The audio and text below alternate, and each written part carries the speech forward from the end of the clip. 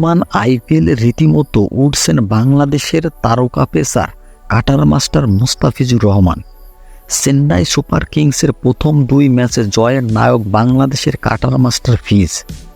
IPL নিজেদের প্রথম ম্যাচে বেঙ্গালুরুর বিপক্ষে মাঠে নেমে চেন্নাই সুপার কিংস ওই ম্যাচেই 8 বল হাতে রেখে 6 উইকেটে বিশাল জয় তুলে নিয়েছে চেন্নাই সুপার কিংস। আর ওই ম্যাচে বল হাতে জাদু দেখান ফিজ।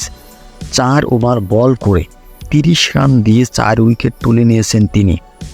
পরের ম্যাচে গুজরাট টাইটান্সের বিপক্ষে ম্যাচে 4 ওভার বল করে 29 রান খরচে নেন 2টি উইকেট। এই ম্যাচে 63 রানে জয় পায় চেন্নাই সুপার কিংস। তবে নিজেদের তৃতীয় ম্যাচে আসরের প্রথম হারে স্বাদ পায় চেন্নাই সুপার কিংস। দিল্লি ক্যাপিটালসের বিপক্ষে 20 রানের হারের চেন্নাই সুপার কিংস। এই ম্যাচে বল হাতে সুবিধা করতে পারেনি মুস্তাফিজ। 4 ওভারে 47 রান দিয়ে নেন 1টি উইকেট।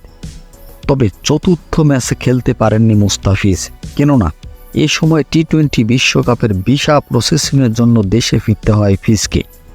তবে নিজের পঞ্চম ম্যাচে আবারও একাদশে ফিরেছেন ফিজ। ফিরেই কাটারের ম্যাজিক দেখালেন ফিজ। 4 ওভার বল করে 22 রান দিয়ে নিয়েছেন 2টি উইকেট।